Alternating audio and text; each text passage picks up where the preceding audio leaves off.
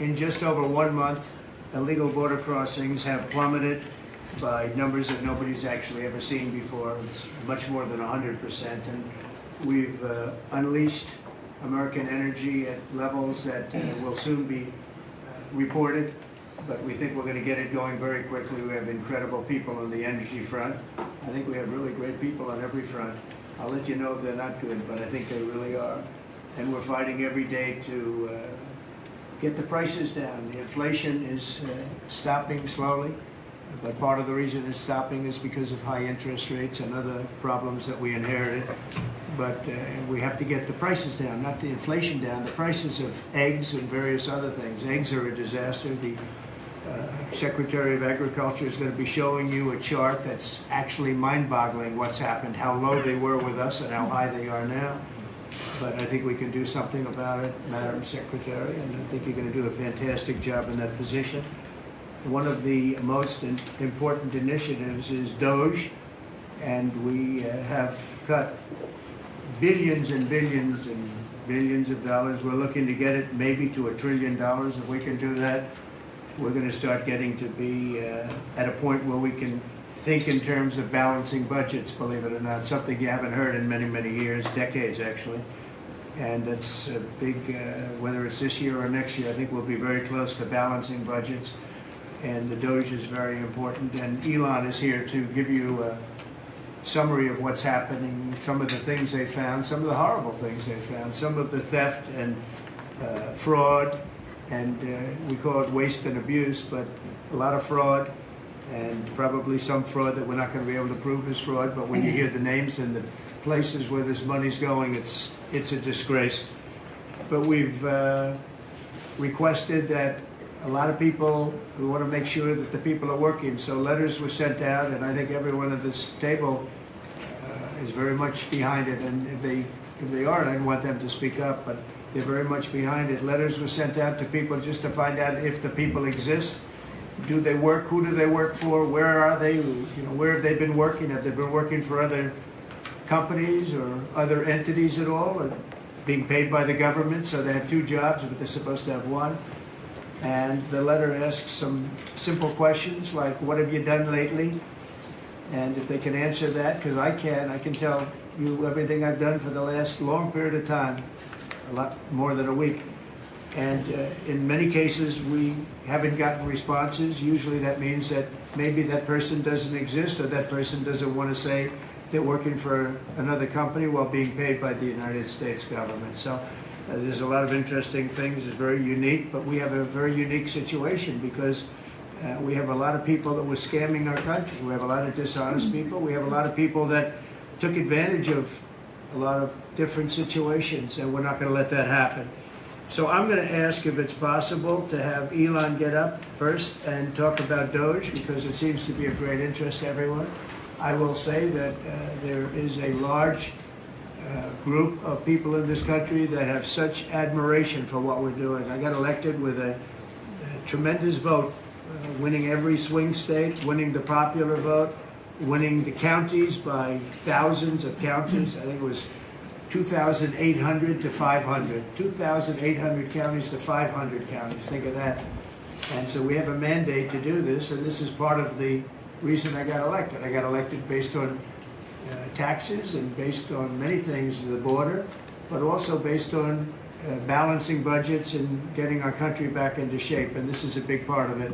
So Elon, if you could get up and explain where you are, how you're doing, and how much we're cutting, and it's an honor to have you. He's been a tremendously successful guy. He's really working so hard, and he's got businesses to run. And in many ways I say, how do you do this? And, he's sacrificing a lot and getting a lot of praise, I'll tell you, but he's also getting hit, and we would expect that, and that's the way it works. So I'd like to have Elon Musk please say a few words. Well, thank you, Elon. Thank you, Mr. President. I actually just call myself a humble tech support here because this is actually, as crazy as it sounds, that is almost a literal description of the work that the DOGE team is doing is helping fix the government computer systems. Many of these systems are extremely old. They don't communicate. There are a lot of mistakes in the systems. The software doesn't work.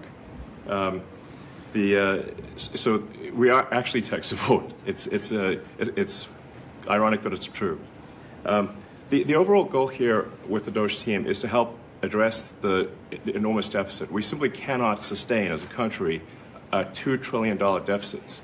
The interest rates, just the interest on the national debt, now exceeds the Defense Department's spending. We spend a lot on the Defense Department, but we're spending like over $1 trillion on interest. If this continues, the country will become de facto bankrupt. It's not an optional thing, it is an essential thing. That's the reason I'm here. And taking a lot of flack, and getting a lot of death threats, by the way. I mean, I'd like to stack them up, you know. But if we don't do this, America will go bankrupt. That's why it has to be done. And I'm confident at this point, knock on wood, you know, knock on my wooden head, there's got a lot of wood up there, that we can actually find $1 trillion in savings. That would be roughly 15% of the $7 trillion budget. And obviously that can only be done with the support of everyone in this room. And I'd like to thank everyone for your support. Thank you very much. This can only be done with your support. So it's really, DOGE is a support function for the President and for the agencies and departments to help achieve those savings and to effectively find 15% in reduction in fraud and waste. And we bring the receipts. So people say, like, well, is this real? Just go to doge.gov. We line item by line item, we specify each item. So, and I should say, we will make mistakes. We won't be perfect. But when we make a mistake, we'll fix it very quickly. So, for example, with USAID, one of the things we accidentally canceled very briefly was Ebola, Ebola prevention. I think we all want Ebola prevention. So we restored the Ebola prevention immediately, and there was no interruption. But we do need to move quickly if we're to achieve a $1 trillion deficit reduction in financial year 2026. It requires saving $4 billion per day, every day, from now through the end of September. But we can do it, and we will do it. Thank you. Would you have any questions of Elon while we're on the subject of DOGE? Because we'll finish off with that. And if you would have any questions, please ask. You could ask me or Elon. Go ahead, please. Thank you, Mr. President. Thank you, Mr. Musk. I just wanted to ask you that President Trump put out a Truth Social today saying that everybody in the cabinet was happy with you. I just wondered if you had heard otherwise, and if you had heard anything about members of the cabinet who weren't happy with the way things were going, and if so, what are you doing to address those any dissatisfaction? Let the cabinet speak just for a second. Is anybody unhappy with Elon? If you are, we'll throw them out of here. Is anybody unhappy?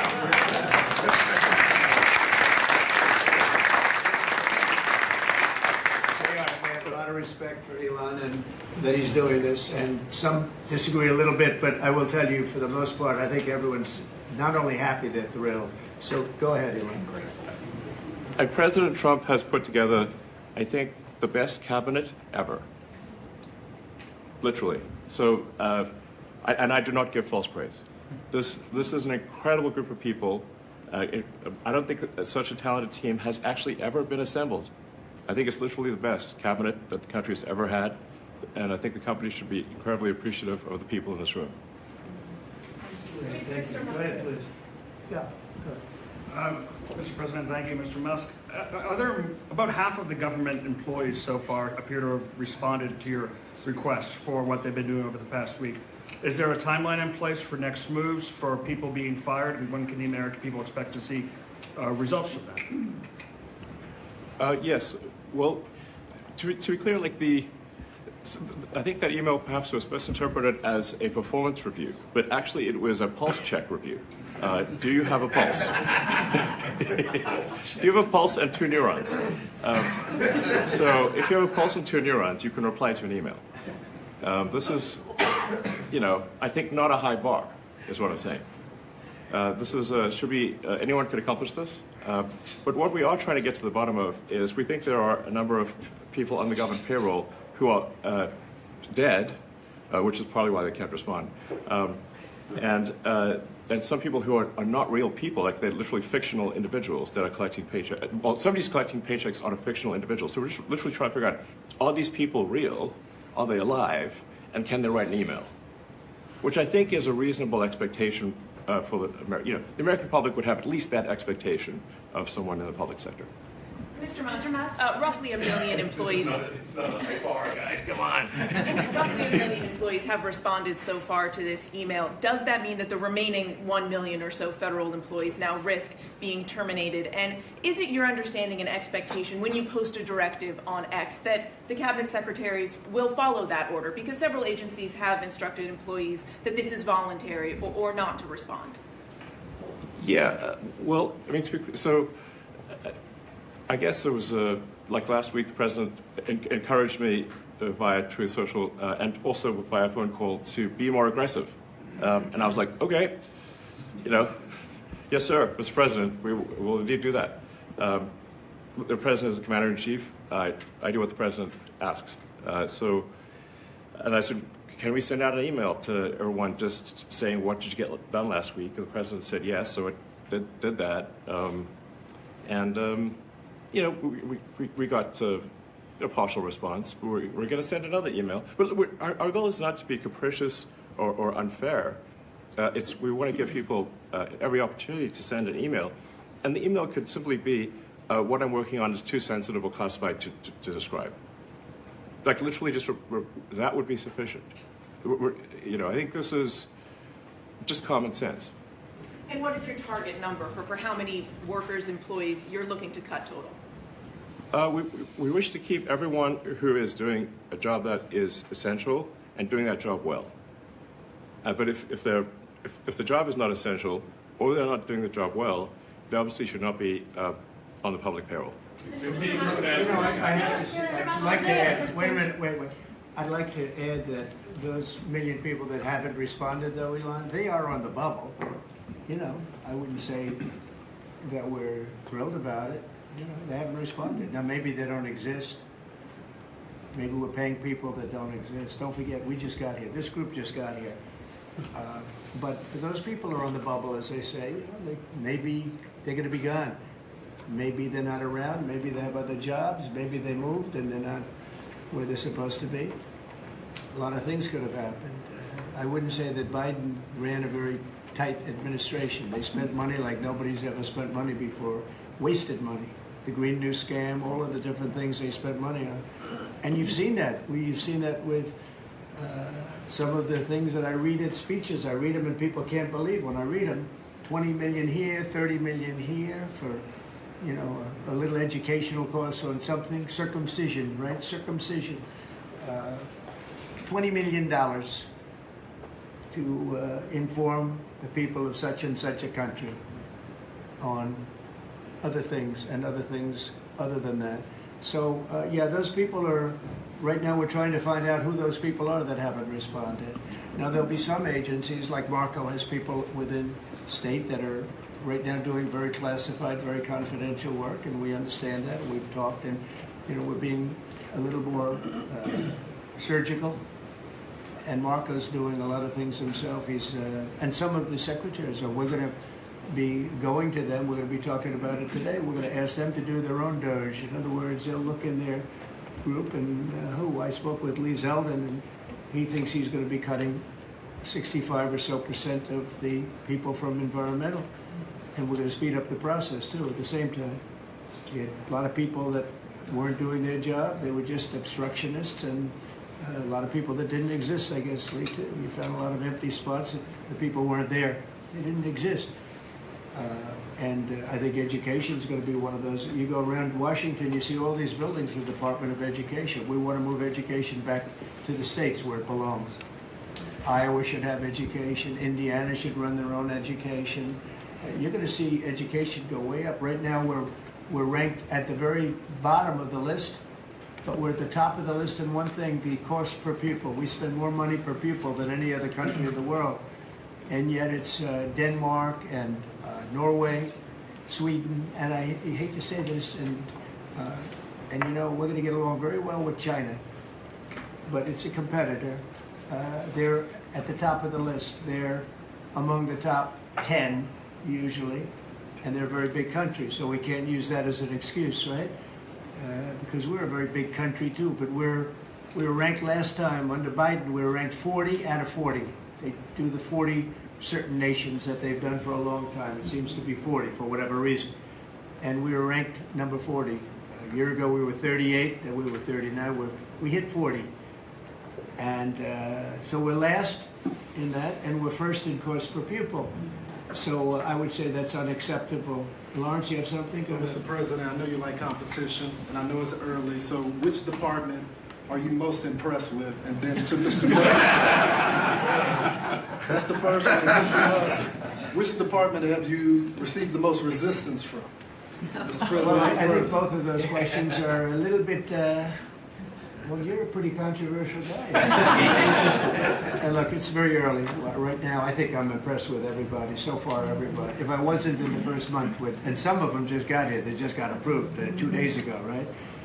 But I think I'm very impressed with everybody. So far, I'm very happy with all of the choices. I think that Elon has done incredibly with some groups, and some groups are much easier than others. It is true. State is a, you know, very difficult situation. We're right now negotiating very successfully, I think, with Russia and with Ukraine, and we have a lot of countries involved, and we have to be a little bit careful what we do and who we're terminating.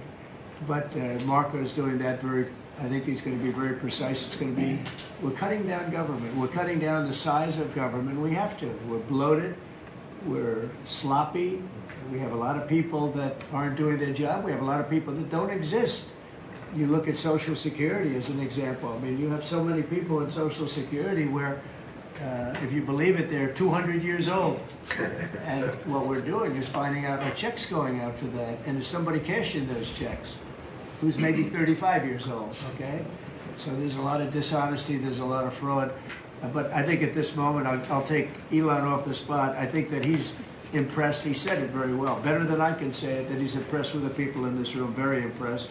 And I am too, and it's too early to say, but I think everybody's on board. They all know. We want to balance a budget. We want to have a balanced budget within a reasonably short period of time, meaning maybe by next year or the year after, but maybe even sooner than that. Mr. President, your number one issue was the border. We just got new information that they're doxing our federal agents. They're putting their personal information out there, these activists, and they're disrupting the operation. So you got Trinidad Auger running all across the country. Activists, that's true. So what are we going to do about the activism? Yeah, a lot of those activists are acting illegally, and we'll give that to our Attorney General, and she'll take a look at that very strongly.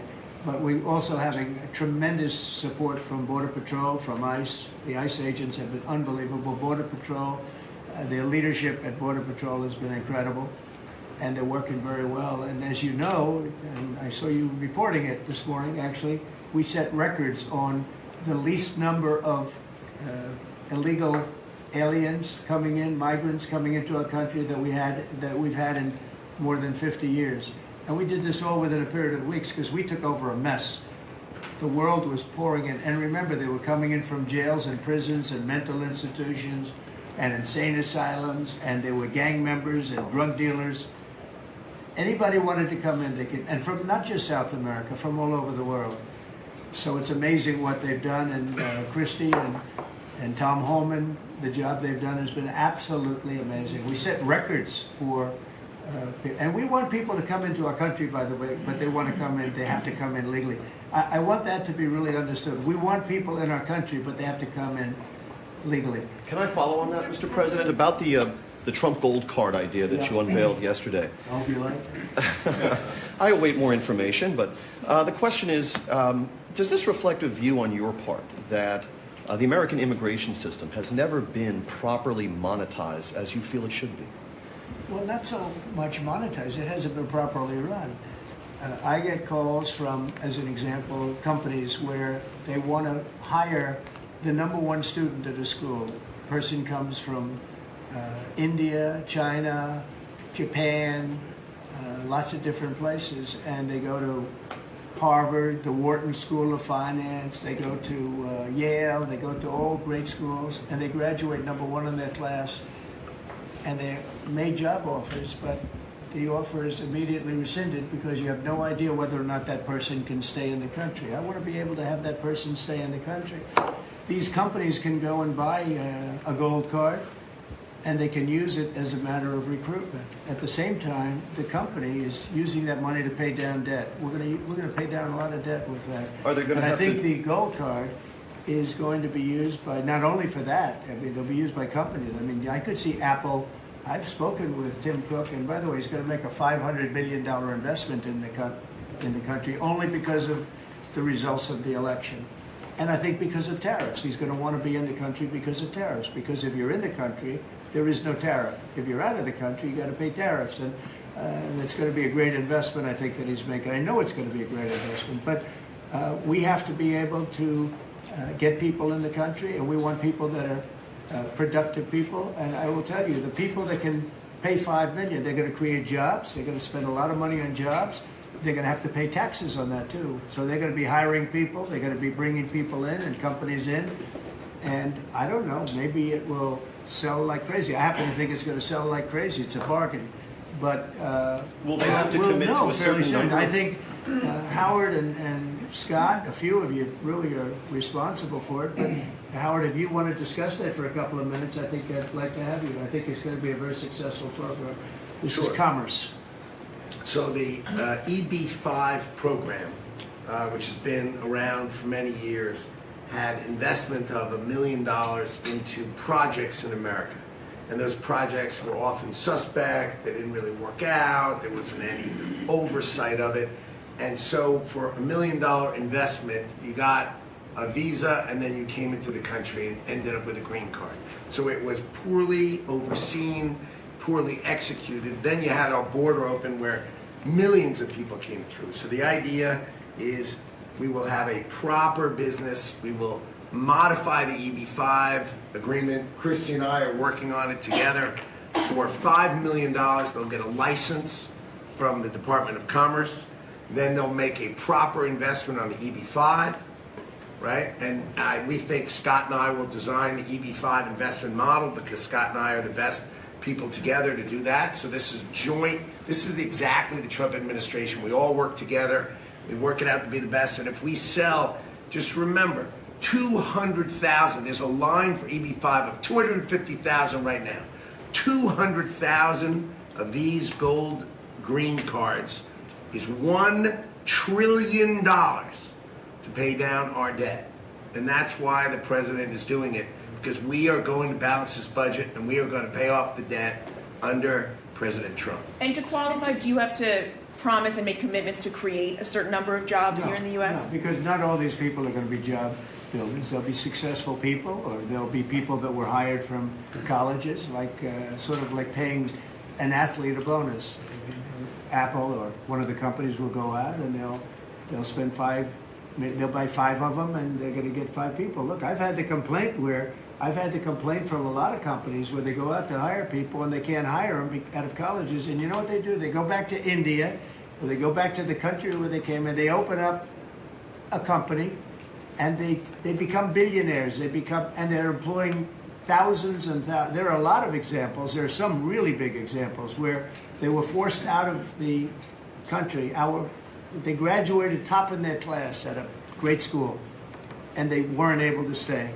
This is all the time you hear it. And the biggest complaint I get from companies, other than over-regulation, which we took care of, but we're going to have to take care of it here because a lot of that was put back on by Biden. But the biggest complaint is the fact that they can't have any longevity with people. This way they have pretty much unlimited longevity. Also with the $5 million, that's a path to citizenship. So that's going to be, it's sort of a green card plus, and it's a path to citizenship. We're going to call it the gold card, and I think it's going to be very treasured. I think it's going to do very well, and we're going to start selling hopefully in about 2 weeks. Now, just so you understand, if we sell 1 million, right, 1 million, that's $5 trillion, 5 trillion. Howard was using a different number, but that's $5 trillion. if we sell 10 million, which is possible, 10 million highly productive people coming in, or people that we're going to make productive, they'll be young but they're talented, like a talented athlete. That's $50 trillion. That means our debt is totally paid off, and we have $15 trillion above that. And now I don't know that we're going to sell that many. Maybe we won't sell many at all, but I think we're going to sell a lot, because I think there really is a thirst. No other country can do this, because people don't want to go to other countries. They want to come here. Everybody wants to come here, especially since November 5th. Mr. President, how can you They'll all be vetted, by the way. All these people will be vetted. How? Okay? Mr. President, on Ukraine, can you talk a little bit about what type of security guarantees you're willing to make? Well, I'm not going to make security guarantees beyond very much. We're going to have Europe do that, because it's in, we're talking about Europe is the next door neighbor. But we're going to make sure everything goes well. And as you know, we'll be we'll be really partnering with Ukraine in terms of rare earth. We very much need rare earth. They have great rare earth. We'll be working with Secretary Burgum and with Chris. You'll be working on that together. And we're going to be able to have tremendous, this gives us, because we don't have that much of it here. We have some, but we don't have that much, and we need a lot more to really propel us to the next level to lead in every way. We're leading right now with AI, we're leading with everything right now, but we need resources. We have to double our electric capacity. We have to do many things. We have to really triple, if you think of it, the electric capacity from what we have right now, if you can believe it. So I just say this, the deal we're making gets us, it brings us great wealth. We get back the money that we spent, and we hope that we're going to be able to settle this up. We want to settle it. We want to stop. I tell you what, I'm doing it for two reasons, but the number one reason by far is to watch all these people being killed. I see pictures every week from, I assume satellite pictures mostly, but there's some pictures on site of thousands of soldiers that are being killed. They're being decimated because equipment today, military equipment, is so powerful and so devastating. And number one, I want to see people stop. And they're not from here, they're from primarily two other countries. And then, by the way, let's talk about the Middle East. We got to solve that problem too. And that's come a long way. We're doing very well in that also. A lot of things are happening on that. But I'm watching soldiers being killed, Ukrainian and Russian soldiers being killed. My number one thing is to get that stopped. My number two thing is I don't want to have to pay any more money, because Biden has spent $350 billion without any chance of getting it back. Now we're going to be getting all of that money back plus a lot more. And we provided a great thing. We've provided something very important. And we'll be working with Ukraine, and because we'll be taking that, we're going to be taking what we're entitled to take. Now, they spent $350 billion, and Europe spent $100 billion. Now, does anybody really think that's fair? But then we find out a little while ago, not so long ago, a few months ago, I found out that the money they spent, they get back. But the money we spent, we don't get back. They said, well, we're going to get it back. And we'll be able to make a deal. And again, President Zelenskiy is coming to sign the deal. And it's a great thing. It's a great deal for Ukraine, too, because they get us over there. And we're going to be working over there. We'll be on the land. And, in that way, there's sort of automatic security, because nobody's going to be messing around with our people when we're there.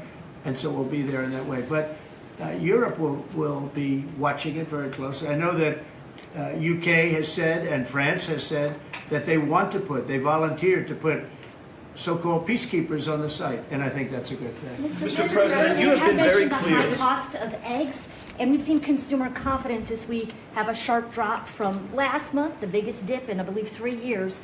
Why is that, your assessment? Why is that the case, and is there anything Well, I think you can that do? consumer confidence, if you look at confidence in the nation, it had the biggest increase in the history of the chart. It went up 42 points in a period of days after the election, since the election. So since the election, the confidence in our nation, including right track, wrong track, the first time it's ever happened where we were on the right track, because this country has been on the wrong track for a long time. So the confidence in business, confidence in the country has reached an all-time high. we have never reached levels like we are right now. Okay. Mr. President, you've been very clear in saying that as long as you're president, Iran will never get a nuclear weapon. It's true. Is it also your policy that as long as you're president, China will never take Taiwan by force? I never comment on that. I don't comment on anything because I don't want to ever put myself in that position. And if I said it, I certainly wouldn't be saying it to you. I'd be saying it to other people, maybe people around this table, and very specific people around this table. So I don't want to put myself in that position. But I can tell you what, I have a great relationship with President Xi. I've had a great relationship with him. We want them to come in and invest. I see so many things saying that we don't want China in this country. That's not right. We want them to invest in the United States. That's good. There's a lot of money coming in, and we'll invest in China. We'll do things with China. The relationship we'll have with China will be a very good one. I see all of these phony reports that we don't want their money, we don't want anything to do with them. That's wrong. We're going to have a good relationship with China, but they won't be able to take advantage of us. What they did to Biden was, he didn't know what was happening. He didn't know what he was doing. The administration didn't know what they were doing. It was very sad to watch. But we're going to have a good relationship with China and Russia and Ukraine and the Middle East. We're doing things that, look, when I left, we had no wars. We had defeated ISIS totally. We had no inflation. We didn't have the Afghanistan withdrawal, the worst withdrawal anybody's ever seen. I think that's one of the reasons that President Putin looked at that. He said, wow, these guys are a paper tiger. Look at it, we're no paper tiger. Don't forget, we got rid of ISIS in 3 weeks. People said it would take 5 years. We did it because when I came in, I let them do what they had to do. And the man that headed that operation is now going to be your chairman, right? Yes, sir. Of the Joint Chiefs. Yes, sir. And Raisin came. I liked him right from the beginning. As soon as I heard his name, I said, that's my guy. Okay. Any other questions? Has there been decreases in crossings at the border for you to continue the pause on tariffs against Mexico and Canada? And if not, I'm not stopping the tariffs. No, millions of people have died because of the fentanyl that comes over the border. even with the 90% drop in border crossings, though, this last month compared to about a year ago? Yeah, they've been good, but that's also due to us, mostly due to us. I mean, it's Mr. very hard. CBS, It's right now very hard to come through the border, but the damage has been done. We've lost millions of people due to fentanyl. It comes mostly from China, but it comes through Mexico and it comes through Canada. And I have to tell you that, on April 2nd, I was going to do it on April 1st, but I'm a little bit superstitious, so I made it April 2nd. The tariffs go on, not all of them, but a lot of them, and I think you're going to see something that's going to be amazing. We've been taken advantage of as a country for a long period of time. We've been tariffed, but we didn't tariff. Now, I did, when I was here, we took in $700 billion from China. $700 billion. Not one president in the history of our country took in 10 cents from China. At the same time, China respected us. Now, when COVID came in, that was a different deal. I used to call it the China virus. I guess I can call it the China virus again, but, it's an accurate term, but I won't do that out of respect to China. Mr. President, when it comes to immigration enforcement, Say it again. On Gaza, I just wondered if there's any progress towards a second phase of the ceasefire. You can tell us. Well, I'm very disappointed when I see four bodies came in today. These are young people. Young people don't die, okay? Young people don't die. These are young people. 4 bodies came in today. They think they're doing us a favor by sending us bodies. So, look, that's a decision that has to be made by Israel, by Bibi. But Israel has to make that decision. We got a lot of hostages back. But it's very sad what happened to those people. I mean, you had a young lady with her hand practically blown off. You know why it blew up? Because she put up her hand to try and stop a bullet that was coming her way. And it hit her hand and blew off her fingers, big part of her hand. This is a vicious group of people. And Israel's going to have to decide what they're doing. Phase 1 is going to be ending. Think of it, today they sent in 4 bodies. And I will say one thing, though. I've spoken to a lot of the parents and a lot of the people involved. They want those bodies almost as much and maybe even just as much as they wanted their son or their daughter. Amazing. Please, sir, please. My son is dead, but They have his body. Please, can you get it for us? It's the biggest thing. It's incredible the level they want the bodies of these people. They're dead. They're dead. And you know, when I saw the ones that came in 2 weeks ago, they looked like they just got out of a concentration camp. Then the following week, the group came in and they weren't as bad and as bad a shape. But Israel's going to have to make a decision. You're right. Phase 1 and now phase 2 has started. And today we got some, you know, very shit. We knew they were dead, by the way. We knew that they were going to be bodies as opposed to people that were living. But a very sad situation. At some point, somebody's going to say, we got to do something about this. Mr. Mr. President, President, we're President, just talking about Afghanistan and the botched withdrawal. Have all the generals or command staff that were involved with the withdrawal been fired or relieved of duty? Well, that's a great idea. It's fire. I'm not going to tell this man what to do, but I will say that. If I had his place, I'd fire every single one of them, Pete. That's a very good question. Well, it's a question we've thought a lot about. We're doing a complete review of every single aspect of what happened with the botched withdrawal of Afghanistan and plan to have full accountability. It's one of the first things we announced at the Defense Department for that reason, sir.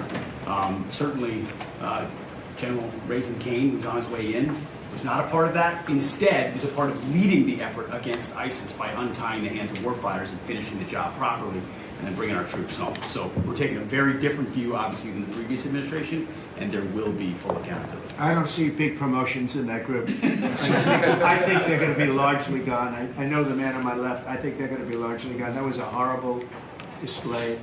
And, you know, I've dealt with the parents and the family of the 13 that were killed. But, you know, nobody ever talks about the 40 that were so badly hurt with the arms and the legs and the face and the whole thing, the missing arms and legs. It was so terrible the way that was handled. And it should have been gone through Bagram. We have a big base with big fences and nobody can get in, and you have, you know, hundreds of acres instead of a little local airport where the whole place went crazy.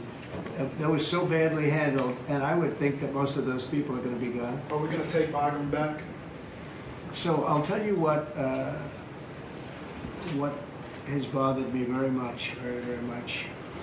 We give billions of dollars to Afghanistan. Nobody knows that. Nobody knew that. Do you know we give billions of dollars to Afghanistan? And yet we left behind all of that equipment, which wouldn't have happened. You know, we were getting out under me. I'm the one that got it down to 5,000 people. We were going to get out, but we were going to keep Bagram, not because of Afghanistan, but because of China, because it's exactly 1 hour away from where China makes its nuclear missiles. So we're going to keep Bagram. We were going to keep a small force on Bagram. We were going to have Bagram Air Base, one of the biggest air bases in the world, one of the biggest runways, one of the most powerful runways in the sense that it was very heavy concrete and steel. You could carry about anything. You could land anything on those runways. We gave it up. And you know who's occupying it right now? China. Biden gave it up. So we're going to keep that, and we're going to have a withdrawal, and we're going to take our equipment. We're going to do it properly. We're going to do it we're going to keep the equipment. Well, they ran out. It was, what happened there was, in fact, you know, in all fairness to Putin, when he saw that, he said, well, this is our time to go and go into Ukraine, I guess, because it was, the timing seemed to be about right. But we send them billions of dollars in aid, which nobody knows. If the American public knew that, they know it now. And if we're doing that, I think they should give our equipment back. And I told Pete to study that. But we left billions, tens of billions of dollars worth of equipment behind. Brand new trucks. You see them display it every year on their little roadway someplace where they have a road and they drive the, you know, waving the flag and talking about America. Beautiful equipment that's all, I mean, the top of the line stuff. Brand new stuff. Now it's getting older. But you know what? We're going to pay them. I think we should get a lot of that equipment back. You know that Afghanistan is one of the biggest sellers of military equipment in the world. You know why? They're selling the equipment that we left. We're first. They were second or third. Can you believe it? They're selling 777,000 rifles, 70,000 armor-plated. Many of them were armor-plated trucks and vehicles. 70,000. If you think of a used car lot, the biggest one in the country, if I would say, JD, if somebody had 500 cars, that would be a lot. This is 70,000 vehicles we had there, and we left it for them.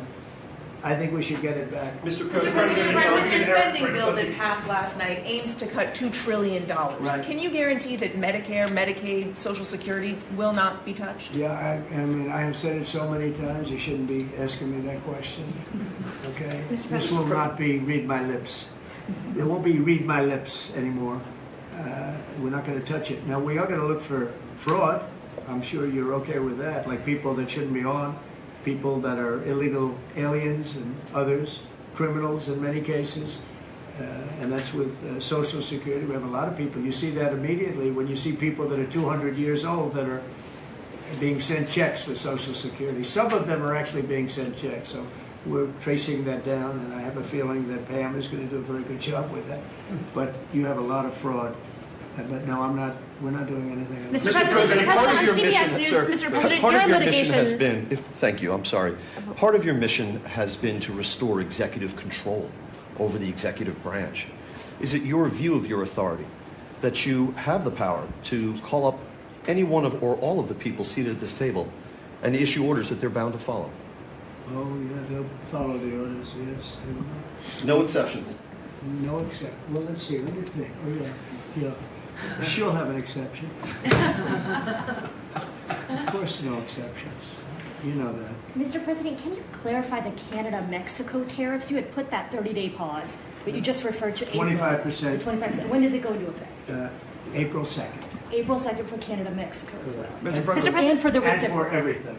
Well, we have Yeah. the fentanyl-related is a pause. If they can prove to the president they've done an excellent job, that's what they first do in 30 Have days. you guys seen any But then changes? the overall is April 2nd. So the big transaction is April 2nd, but the fentanyl-related things, they're working hard on the border. At the end of that 30 days, they have to prove to the president that they've satisfied him to that regard. If they have, It's gonna be then hard he'll to give them a say. pause, or he won't. But It's going that's to be up hard to to him. We'll see. satisfy. So you- We lose 300,000 people a year to fentanyl. Not 100, not 95, not 60 like you read. You know, you've been reading it for years. We lost, in my opinion, over the last couple of years, on average, maybe close to 300,000 people dead. And the families are ruined. You know, when they lose a daughter, when they lose a son, the families are never the same. You're never going to be the same. So you're talking about 1 million people. But when the daughters die, I see it, daughters die and the sons die because of fentanyl. And in some cases, they don't even know they're taking it. They're buying something else and it's laced with fentanyl and they end up dying. And I've known many people who've lost children to fentanyl and for other reasons, but to fentanyl, it's such a big killer. And those people are never the same people. I mean, I've seen people that for the rest of their lives, they're not the same people. They're so different, it's not even believable. Dynamic people, happy people they die a miserable death. And that's because of the crap that comes in through China and through Mexico and through Canada. A lot of it comes through Canada. Look, we support Canada. $200 billion a year in subsidies, one way or the other. We let them make millions of cars. We let them send us lumber. We don't need their lumber. We're going to free up our lumber. Lee's going to do that, head of environmental. We're going to free up our lumber. We have the best lumber there is. We don't need their lumber. What do we need their lumber for? When you look at we subsidize them $200 billion a year. Without us, Canada can't make it. You know, Canada relies on us 95%. We rely on them 4%. Big difference. And I say Canada should be our 51st state. There's no tariffs, no nothing. And I say that we give them military protection. They have a very small military. They spend very little money on military. On NATO, they're just about last in terms of payment because they say, why should we spend on military? That's a tremendous cost. Most nations can't afford to even think about it. Why should we spend on military? The United States protects us. And I would say that's largely true. We protect Canada, but it's not fair. It's not fair that they're not paying their way. And if they had to pay their way, they couldn't exist. When I spoke to, let's call it the Prime Minister rather than the governor, but when I spoke to him, I said, why are we giving you $200 billion a year? He was unable to answer the question. I said, why are we letting you make millions of cars and send them in. He was unable to answer the question. Justin Trudeau, nice guy. I think he's a very good guy. I call him Governor Trudeau. He should be governor, because the fact is that if we don't give them cars, we don't have to give them cars. The tariffs will make it impossible for them to sell cars into the United States. The tariffs will make it impossible for them to sell lumber or anything else into the United States. And all I'm asking to do is break even or lose a little bit, but not lose $200 billion. And we love Canada. I love Canada. I love the people of Canada. And but honestly, it's not fair for us to be supporting Canada. And if we don't support them, they don't subsist as a nation. Okay? Mr. President, on the President, EU tariffs, Mr. President, have you just made a decision on what level you will seek on tariffs in the European Union? We have made a decision. We'll be announcing it very soon, and it'll be 25%, generally speaking, and that'll be on cars and all other things. And European Union is a different case than Canada, different kind of case. They've really taken advantage of us in a different way. They don't accept our cars. They don't accept essentially our farm products. They use all sorts of reasons why not. And we accept everything of them, and we have about a $300 billion deficit with the European Union. Now, I love the countries of Europe. I guess I'm from there at some point a long time ago, right? But indirectly, pretty directly too, I guess. But I love the countries of Europe. I love all countries, frankly, all different. But the European Union's it was formed in order to screw the United States. I mean, look, let's be honest. The European Union was formed in order to screw the United States. That's the purpose of it. And they've done a good job of it, but now I'm president. What will happen if these countries or the EU retaliate? They can't. I mean, they can try, but they can't. China did. They They're imposed alleged to, tariffs sir. that went into effect. China's retaliatory That's right. tariffs That's on right. the 10th of February. Has there been any That's impact right. that you've been able to observe? That's right. No, they can do it, and they can try, but the numbers can never equal what ours, because we could go off. We are the pot of gold. We're the one that everybody wants, and they can retaliate, but it cannot be a successful retaliation, because we just go cold turkey. We don't buy anymore, and if that happens, we win. Are you talking to Eric Prince about privatizing deportations? No, I haven't. Mr. President, you're in litigation with CBS News. Is this a case that you'd like to see go to trial, or are you open to With some who? CBS, that 60 Minutes? CBS? Yes. Well, CBS did something that was amazing. Kamala was unable to answer a question properly, and they took the question that they asked and they inserted an answer. They gave her an answer. This was 2 days before the election, right before the Sunday night before the election. And they wrote out they put her words from another question that was asked about a half an hour later, and they put that into the question. Nobody's ever even heard of it before. Nobody's ever heard of anything like this before, but they then did it, they say, on numerous occasions. And the FCC is looking at it very strongly, and everybody's looking at it, but nobody's ever seen anything. Think of it, they took her answers and they changed them. And I don't mean they changed a word or two, or they cut off a half a sentence, or they cut off a couple of words. I mean, I've had that happen too, but that you just say, then they say, well, we want brevity, we wanted to do it for time. They took out her answer and they inserted an entirely different answer that made her sound competent. And they did this, and nobody's ever, I thought I've heard of everything when it comes to that stuff. No, I've never heard of it. Nobody's ever seen.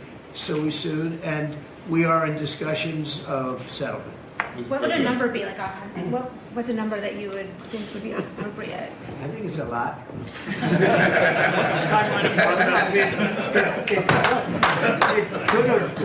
It probably did affect the election. I mean, we won by a lot. As I said, too big to rig. But it probably did affect the election. Probably could have won by more. But I could have lost the election because of that. We have to get to honest elections. We have to go back to paper ballots. We have to go back to voter ID. One-day election, ideally, or a short term, not these 48-day and 61-day elections where boxes are put in a room and, let's move the boxes because we're putting in a new air conditioning system. And you see the boxes move, and then you say, well, where are all the boxes? What happened to the boxes that never came back? No, our elections are extremely dishonest. We're the only country in the world that has mail-in voting and all of these different things that we put in. No other country in the world has it.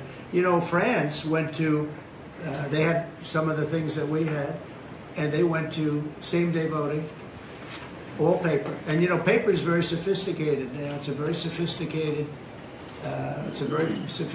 form of voting right now. It's a very safe form of voting. You know, the other things for the governors, I wish the governors would do it, because the paper ballots will cost 9% of the machines, and they're 100%. You know, nothing's foolproof, but they're as close as you get.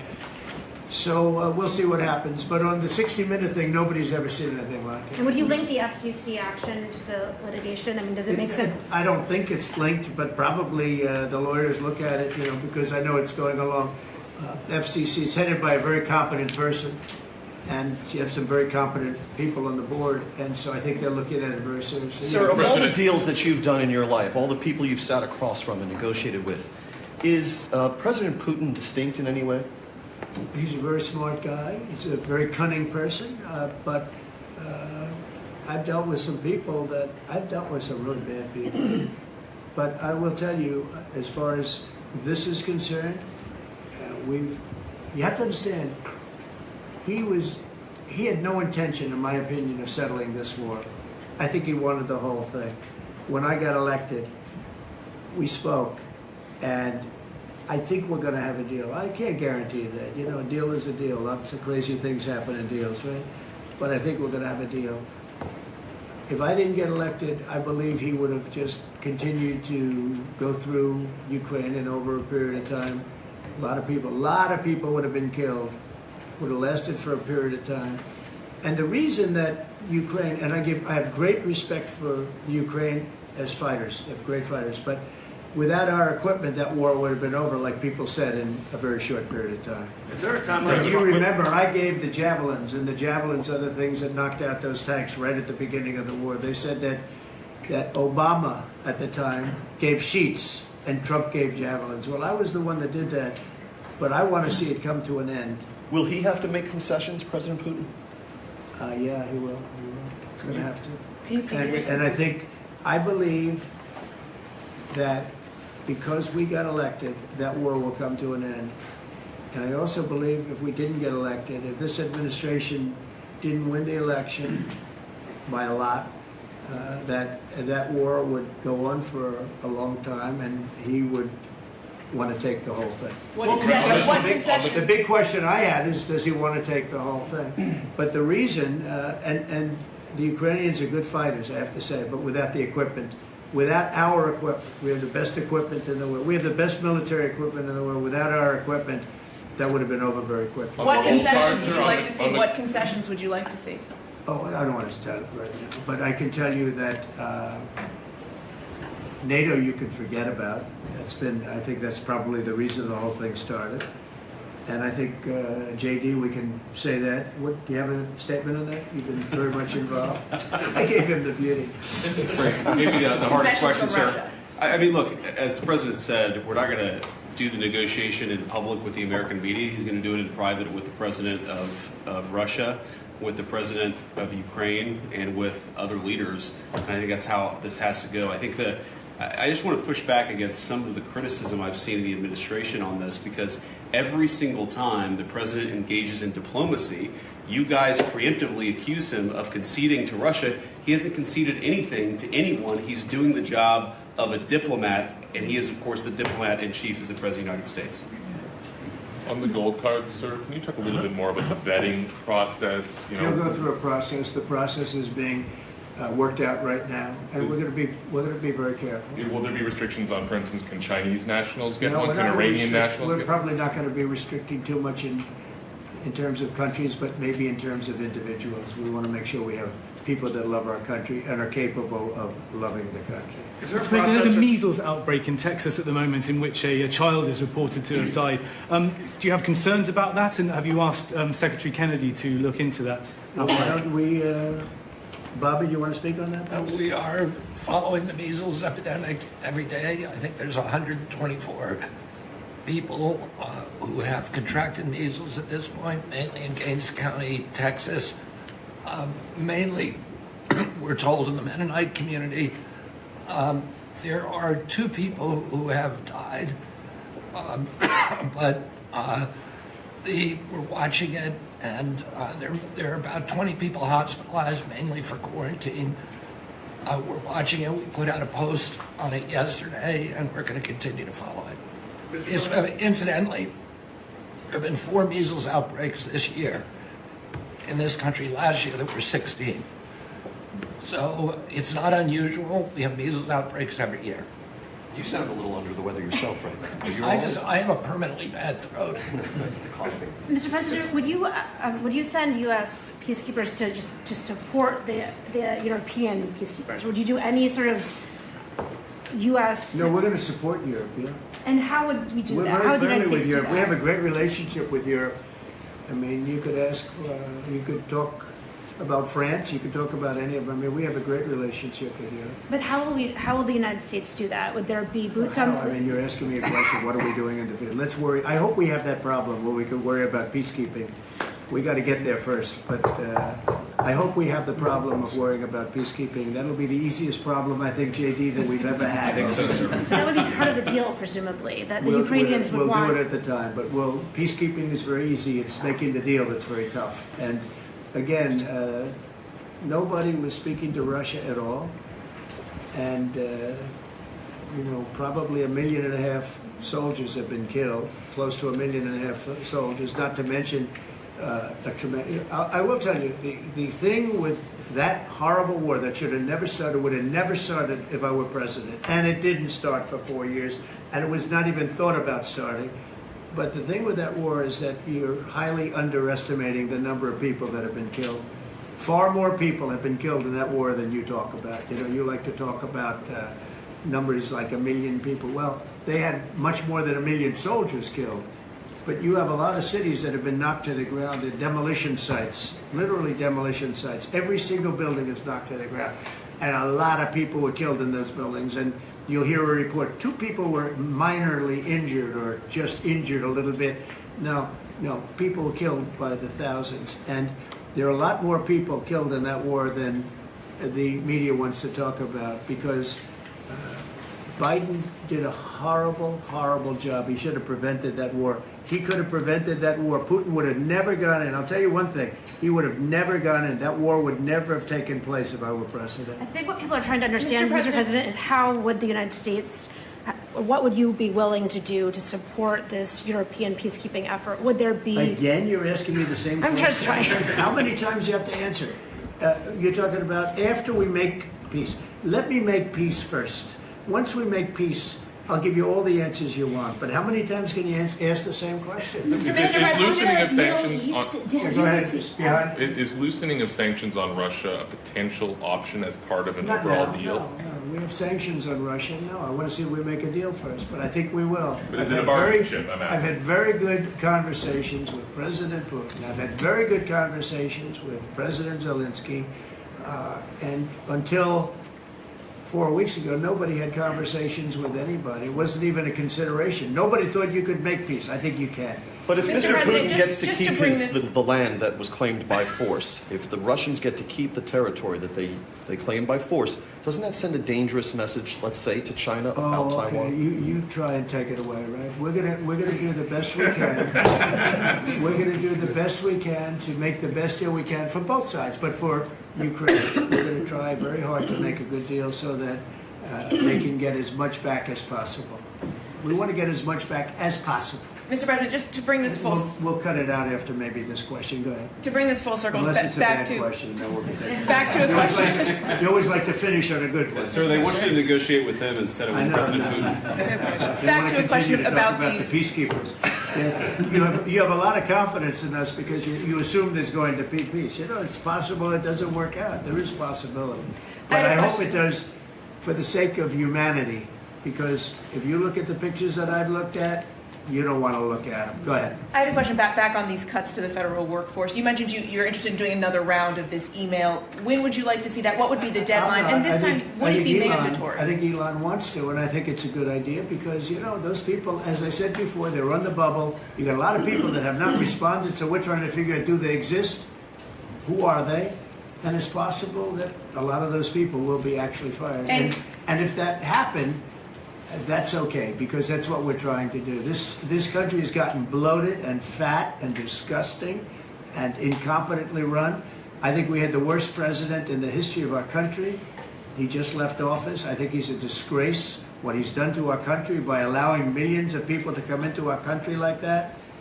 And all of the other things, the inflation, which he caused because of energy and stupid spending, to spend hundreds of millions, trillions and trillions of dollars on the Green New scam, a total scam.